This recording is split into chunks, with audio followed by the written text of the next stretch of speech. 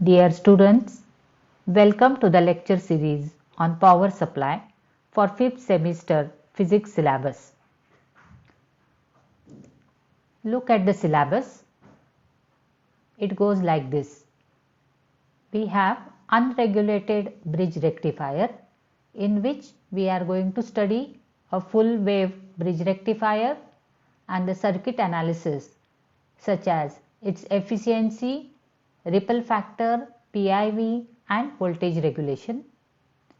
Then we are going to study filters, in which three types of filters we are going to study: a capacitor filter, LC filter and a pi section filter. Then Zener diode characteristics, parameters. Zener diode used as voltage regulator using unregulated DC voltage bridge rectifier. In power supply, we are going to learn what is a power supply and why do we need a power supply. Power supply are the circuits which convert the AC main supply voltage into the desired DC voltage. Then why do we need a power supply?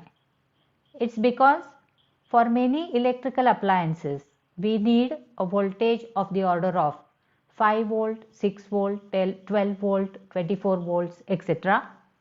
For example, the adapters that we used in charging devices or the power supplies used in our labs, etc. There we need the power supply circuits. In the power supply circuits, we have unregulated power supply and we have a regulated power supply. The unregulated power supply is the one whose DC terminal voltage is affected significantly by the amount of load. And a regulated power supply, it is that DC power supply whose terminal voltage remains almost constant regardless of the amount of current drawn from it. An unregulated power supply can be converted into a regulated power supply by adding a voltage regulator circuit to it. Now, the block diagram of a typical power supply is as shown in the figure. We have a AC main supply voltage. It is 220 volt with a frequency of 50 Hz as in India as the input. This is the waveform of the input supply voltage. This is connected to a transformer which steps up or down, or more typically down to the required level for the desired DC output. The next part is a rectifier circuit which converts the AC into DC. The output of the rectifier is supplied to a filter circuit which removes the ripples and makes the signal smoother. The resulting DC voltage with some ripples is then provided to a voltage regulator. A voltage regulator is a circuit which maintains the terminal voltage almost constant even when the input signal changes or load varies. For this, usually a Zener diode is used. Then comes the potential divider. This performs the function to provide different DC current or voltages required by different electronic devices. The various voltages at various points in the units are as shown in the diagram. So this is the original AC main supply. After the transformer, if it is a step down transformer, you can see the waveform, the voltage, the peak voltage is reduced here. Then after the rectifier circuit, the output is shown in this manner.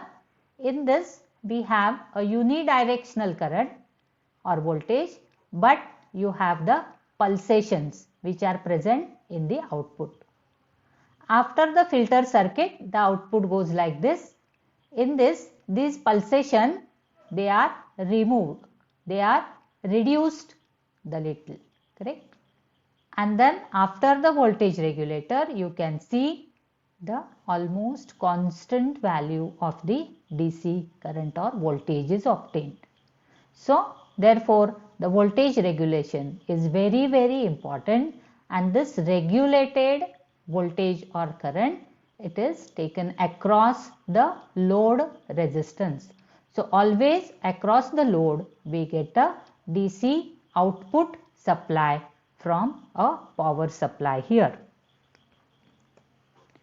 Now the heart of the power supply is nothing but a full wave bridge rectifier.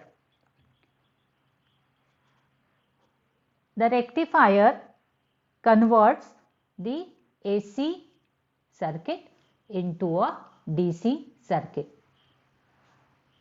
The circuit of full wave bridge rectifier is as shown in the figure.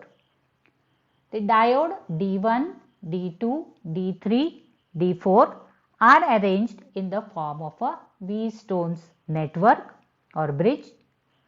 The two opposite ends A and C, they are connected to the ends S1 and S2 of the secondary of the transformer. The ends B and D, they are connected to a load resistance, that is RL.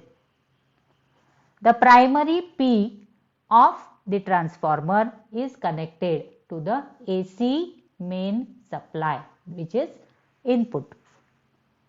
When an AC voltage is applied to the primary, at the same instant the positive half cycle passes through the secondary, keeping the point A positive and the point C negative.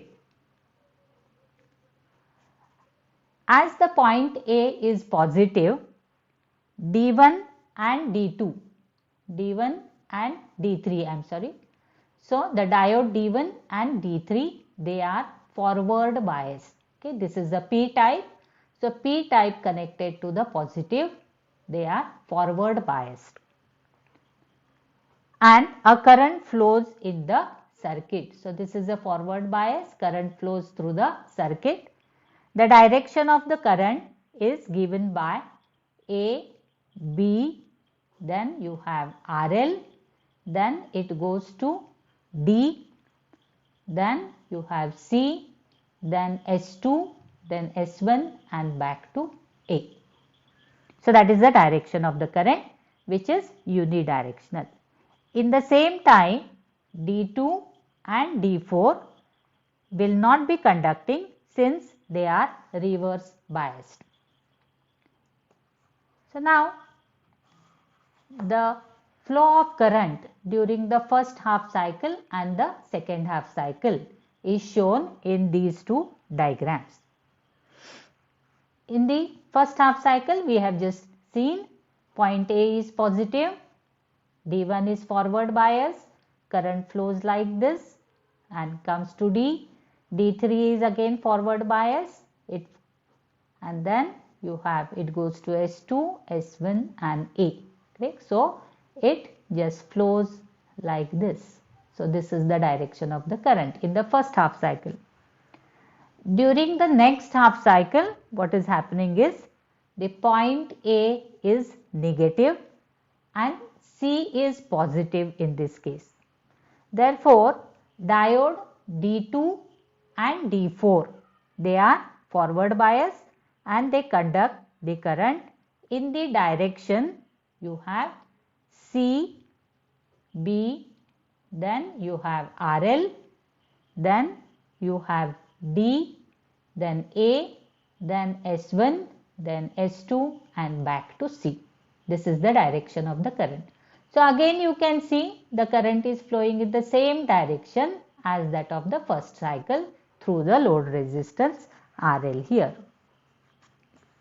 So now we can just see the input and output waveforms of the bridge rectifier. So if you just consider the input voltage, it is the AC voltage and which is a sinusoidal.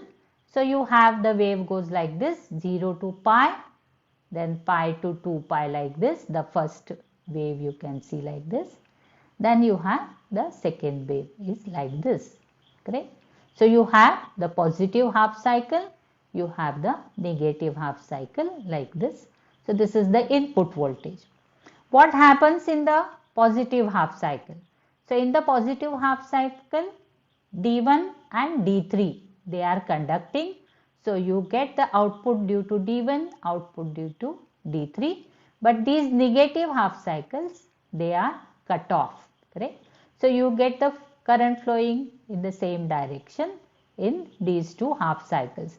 So that is the output when D1 and D3 they conduct. So in the negative half cycle what is happening? The diode D2 and diode D4 they are conducting. So you get the output here due to D2, you get the output here due to D4. Okay. So the output voltage for the complete cycle, so it is given as you get the output in this direction, here, here, here, and it continues like this. So you have the current flowing in the same direction, which is the unidirectional current, but you have the pulsations present or the ripples are present in the output, correct? So though it is converted to DC, this DC is consisting of the ripples present here, and in order to get a constant voltage or current supply from the output, what you need is you need to remove these particular ripples here. Okay. So to remove these particular ripples, what is used is it is a filter circuit is used in order to remove these particular say ripples or the pulsations. Now before just application of the filter circuits and knowing what are the filter circuits, we should know the circuit analysis, means what is the input power, what is the output power, what is the rectifier efficiency, what is the ripple factor, what is the peak inverse voltage, and what is the voltage regulations. So all these things we are going to study in the next say lecture of our power supply series. So thank you very much for now.